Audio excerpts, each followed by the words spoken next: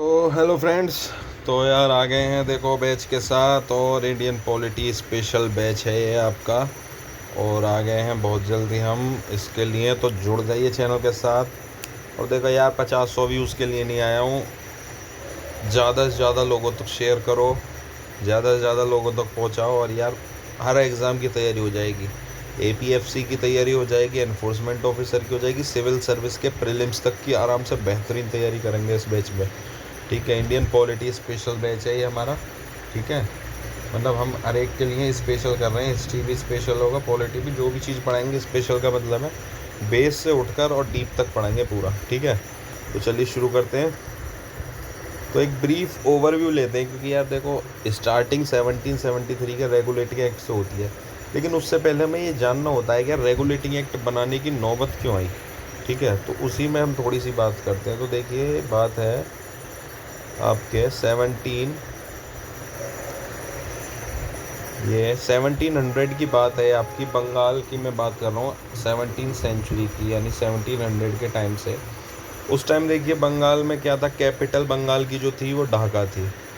उस टाइम बंगाल का एक सूबेदार हुआ करता था मुर्शीद कुली खान, जो कि जब औरंगज़ेब की मृत्यु हो गई, यानी यहाँ समझें थोड़ा सा, आपको यहाँ हिस्ट्री का एंगल भी समझना पड़ेगा कि जब यहाँ पर औरंगज़ेब की मृत्यु हो जाती है 1707 में, तो उसके उस टाइम तक तो 1707 तक ये सूबेदार था। लेकिन जब मुग़ल, आपको पता है कि औरंगज़ेब के बाद जो मुग़ल रूल था वो बहुत जल्दी से डिक्लाइन पे आया, क्योंकि इतने योग्य रूलर्स या इतने कैपेबल रूलर्स वहाँ पर बचे नहीं थे। तो उसके बाद इसने क्या करा, इसने अपने आप को बंगाल का पहला नवाब घोषित कर दिया मुर्शीद कुली खान ने, क्योंकि अभी इसे देखा मुग़ल तो इतने पावरफुल रहे नहीं हैं, तो बंगाल में मैं इतने साल से सूबेदार हूँ, तो इसने अपने आप को वहाँ पर नवाब घोषित कर दिया। और ये बंगाल का पहला नवाब रहा जिसने रूल करा 1713 से 1727 तक। ठीक है, अब एक सिटी है मुर्शिदाबाद। ठीक है, आज भी आपको वेस्ट बंगाल में मिलेगी ये सिटी। ये इसी के नाम पर रखी गई और इसी ने फाउंड की गई थी, और इसने इसी सिटी को ही अपनी नई कैपिटल बना लिया, मुर्शिदाबाद। देखिए जितनी भी मैं चीज़ आपको यहाँ लिखा रहा हूँ ना, जो लिखी हुई है इसको ऐसे ही नोट करना, कोई भी चीज़ इसमें फालतू नहीं है, बस मैं केवल उतना ही मेंशन कर रहा हूँ जितनी हमें ज़रूरत है। ठीक है ना, तो देखो मुर्शीद कुली खान पहला नवाब बना, इसने एक फाउंड करी सिटी जिसका नाम रखा गया मुर्शिदाबाद, और नई कैपिटल बनाई गई जिसका नाम भी मुर्शिदाबाद रखा। उसके बाद देखिए थोड़े से हमें गवर्नर पढ़ने पड़ेंगे। तो उसके बाद जो हमारा गवर्नर बनता है वो बनता है सुजाउद्दीन, जिसने, गवर्नर कह रहा हूँ मैं, सॉरी नवाब, यहाँ पर सुजाउद्दीन बनता है जिसने रूल करा 1727 से 1739।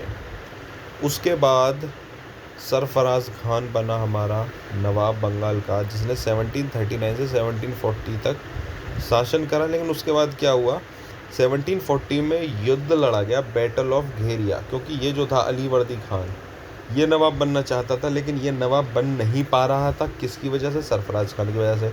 तो इसने विद्रोह कर दिया और इसने सरफराज खान के साथ बैटल लड़ी 1740 में, जिसे बोला गया बैटल ऑफ घेरिया। ठीक है, उसमें इसने क्या करा, अली वर्दी खान डिफीटेड सरफराज खान। अब अली वर्दी खान ने डिफीट कर दिया सरफराज खान को, और अली वर्दी खान बन जाता है नेक्स्ट नवाब बंगाल, जो रहा 1740 से 1756 तक। ठीक है, अब उसके बाद, अब 1756 के बाद अब आता है अगला सिराजुद्दौला। ठीक है, सिराजुद्दौला बनता है अगला नवाब ऑफ बंगाल 1756 में। अब अच्छा, इस सिराजुद्दौला के बारे में मैं एक चीज़ आपको मेंशन कर दूं, इस सिराजुद्दौला ने ही कहा था, आप इसको नोट कर लेना, कि ब्रिटिशर्स आर लाइक हनी बीज, अंग्रेज मधुमक्खी के छत्ते के समान है। इसको मेंशन कर लेना, ये सिराजुद्दौला ने कहा था, क्योंकि पता नहीं कौन सा एक स्टेट एग्ज़ाम का एक क्वेश्चन पेपर था, उसमें ये पूछा गया था ब्रिटिशर्स आर लाइक हनी बीज, ये किस बंगाल के नवाब ने कहा था। तो उसका आंसर है हमारा सिराजुद्दौला। ठीक है ना, सिराजुद्दौला उसका हमारा आंसर रहेगा। अब अच्छा, इसके शासनकाल में क्या हुआ, 20 जून 1756 को एक ट्रेजिडी हुई, ब्लैक होल ट्रेजिडी के नाम से। कहाँ पर? फोर्ट विलियम्स कैलकाटा में। हुआ क्या उसमें, इसने 146 ब्रिटिश ऑफिसर्स को अरेस्ट कर लिया और उन्हें ना एक काल कोठरी में डाल दिया।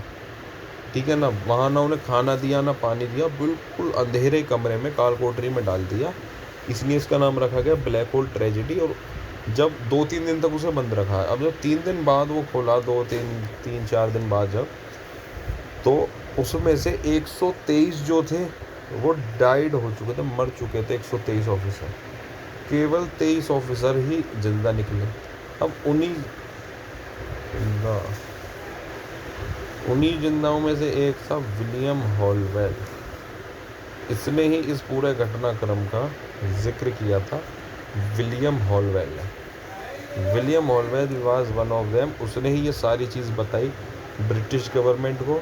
ब्रिटिश गवर्नमेंट को जब उसने सारी चीज़ बता दी, उसके बाद ब्रिटिश गवर्नमेंट ने क्या करा, पहला गवर्नर बनाकर भेजा बंगाल का रॉबर्ट क्लाइव को। अब ये ईस्ट इंडिया कंपनी का चल रहा है, ब्रिटिश गवर्नमेंट में समझने एक तरीके से ब्रिटिश गवर्नमेंट तो है, लेकिन ईस्ट इंडिया कंपनी को उसने रूलिंग का वो दे रहा, ट्रेड का राइट्स दे रखा था। तो पहला गवर्नर बन के आता है अब रॉबर्ट क्लाइव 1757 में। और 1757 में ही बैटल लड़ी जाती है, बैटल ऑफ प्लासी, जो आपने सुना भी होगा, रॉबर्ट क्लाइव और सिराजुद्दौला के बीच। अब एक चीज़ समझना है इस बैटल में, सिराजुद्दौला के 2 सेनापति थे, मीर जाफ़र, रायदुर्ला, ठीक है ना। एक मुस्लिम था, एक हिंदू था। अब मैं मुस्लिम हिंदू इसलिए बता रहा हूँ क्योंकि उस टाइम बंगाल का पार्टीशन तो हुआ नहीं था रिलीजन बेस पर, तो हर तरह के वहाँ पर वो थे।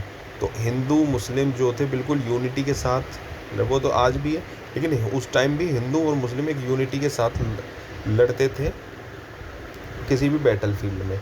अब क्या हुआ, ये जो दोनों थे मीर जाफ़र रायदुर्लभ, ये मिल जाते हैं किसके साथ, रॉबर्ट क्लाइव के साथ।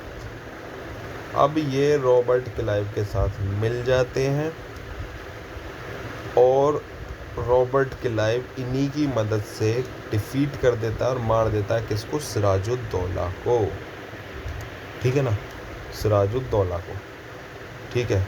अब होता क्यों है ये, एक चीज़ समझिए, रॉबर्ट क्लाइव की जो सेना थी वो फाइट कर रही थी बंदूकों से, आर्मर से। अब सिराजुद्दौला की जो सेना थी वो तीर कमानों से लड़ रही थी। तो एक जो नेगेटिव पॉइंट था सिराजुद्दौला के साथ वो ये भी था, क्योंकि आप धनुष बाण से लड़ रहे हो, सामने वाला गोली चला रहा है, तो सामने वाला ज़्यादा आपसे वो हुआ ना, क्योंकि वेपन्स की लड़ाई सबसे तगड़ी लड़ाई होती है। आज भी हम देखते हैं वेपन्स की लड़ाई सबसे ताकतवर लड़ाई होती है, क्योंकि जैसे अमेरिका ने जापान पर जब Hiroshima Nagasaki nuclear bomb attack कर दिया था, तो उसके बाद जापान बिल्कुल एक तरीके से उसके शहर के शहर तबाह कर दिए थे। लेकिन उस टाइम अगर जापान पे भी न्यूक्लियर बम होती तो शायद वो भी रिटेलिएशन कर देता। तो वेपन्स की लड़ाई ही सबसे ताकतवर लड़ाई होती है। वहीं हिम्मत खा गया। तो अब उसके बाद क्या होता है, अब ये तो सिराजुद्दौला तो मर गया। अब उसके बाद अगला जो बनता है वो देखो मीर जाफ़र, क्योंकि मीर जाफ़र और रायदुल्ला मिलकर लड़े थे रॉबर्ट क्लाइव के साथ। तो अब मीर जाफ़र को दोबारा बना दिया जाता है नवाब ऑफ बंगाल। 1757 से 1760 तक इसने रूल किया। उसके बाद अगला नवाब बनकर आता है मीर कासिम, 1760 से 1763। अब क्या होता है, मीर कासिम थोड़ा सा अंग्रेज़ों के अपोजिट जाने लगता है।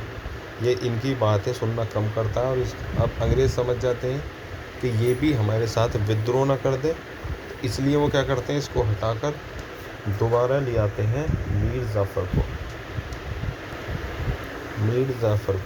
1763 में।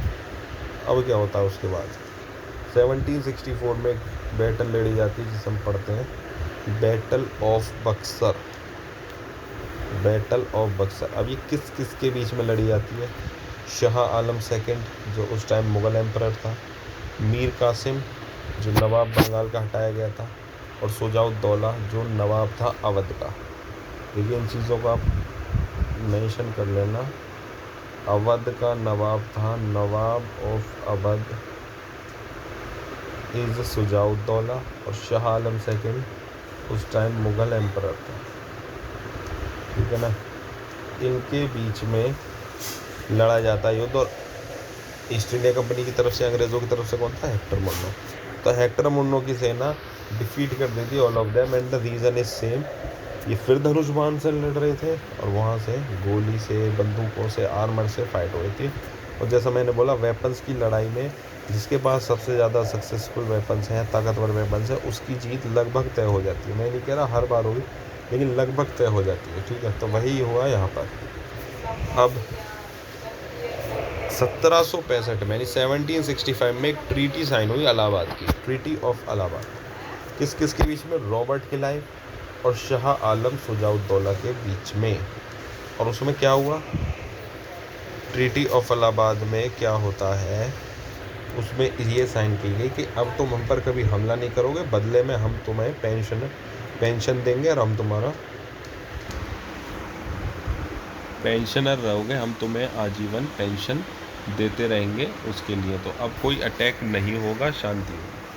तो इसके लिए राज़ी हो जाते हैं कौन? शाह आलम भी और शुजाउद्दौला भी, क्योंकि उन्हें पता है कि अब तो हम इनसे जीत पाएंगे नहीं, और वहीं पर ये राज़ी हो जाते हैं। तो अब ये आराम से हो जाता है। उसके बाद 1765 से 1772 तक बंगाल में लगाई जाती है डायरकी।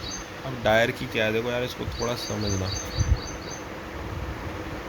डायरकी इन बंगाल, डायरकी का मतलब है द्वैध शासन। द्वैध शासन इसे हिंदी में बोलते हैं। डायरकी का एक तरीके से आप मतलब समझे तो डबल टैक्स, ठीक है।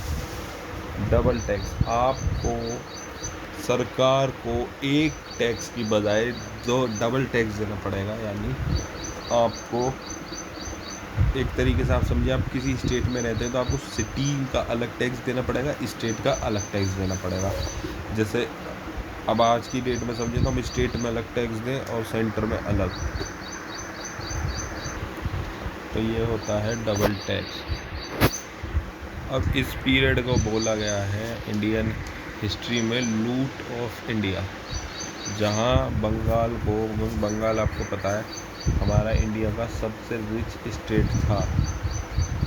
वो रिच स्टेट रहा भी था बहुत टाइम तक, कर्जन के डिवाइड से पहले भी 1905 तक। तो रिचेस्ट स्टेट ही था हमारा बंगाल। और उसमें इतनी लूट हुई, पब्लिक परेशान हो गई, इनके खिलाफ विद्रोह हो गया गवर्नर के खिलाफ। उसके बाद 1772 में वॉरेन हेस्टिंग्स को बंगाल का गवर्नर बनाकर भेजा गया। अब इसने आते ही क्या किया? सबसे पहले तो इसने एंड ऑफ डायरकी, द्वैध शासन को इसने ख़त्म कर दिया। उसके बाद एक इसने नई पोस्ट बनाई जो आज तक पोस्ट है, डिस्ट्रिक्ट कलेक्टर की। डिस्ट्रिक्ट कलेक्टर की इसने नई पोस्ट बनाई, यानी किसी ज़िले में, किसी डिस्ट्रिक्ट में जो भी चीज़ होगी, कोई काम होगा, तो वो करेगा कौन? वो डिस्ट्रिक्ट कलेक्टर ही करेगा। तो इसने एक नई पोस्ट बनाई इससे रिलेटेड। तो अब यहाँ से हम आगे पढ़ेंगे, यानी कल के अपने सेशन में। आज का मैं अभी इसलिए रेगुलेटिंग एक्ट नहीं पढ़ा रहा क्योंकि आपको मैंने आज बंगाल का पढ़ाया है अभी तक। बंगाल यानी कि हमारा 1700 से और 1773 रेगुलेटिंग एक्ट आने तक क्या घटना हुई, और ये 1773 में रेगुलेटिंग एक्ट क्यों आया, वॉरेन हेस्टिंग्स पहला गवर्नर जनरल ऑफ बंगाल क्यों बना, ये सारा चीज़ें हम आगे पढ़ेंगे। इतना भी हमने पढ़ा है, ठीक है। और वीडियो को ज़्यादा से ज़्यादा लाइक करें, शेयर करें, सब्सक्राइब ज़रूर करें चैनल को, क्योंकि मैं यहाँ 50 से 100 बच्चों के लिए नहीं आया हूँ। कम से कम जो टारगेट है यार, 50 लाइक्स का टारगेट रखते हैं वीडियो का, ठीक है। क्लासेस रेगुलर होंगी। सबसे पहले हम 2 से 3 सब्जेक्ट को लेकर चल रहे हैं, पॉलिटी, हिस्ट्री और स्टैटिक जीके। इन 3 क्लासेस हम सबसे पहले लेकर चल रहे हैं, और रेगुलर क्लासेस होंगी, ठीक है ना। और रोज़ इसी टाइम पर 5:30 से 7 बजे के आसपास आपको रेगुलर क्लासेस रोज़ देखने को मिलेंगी।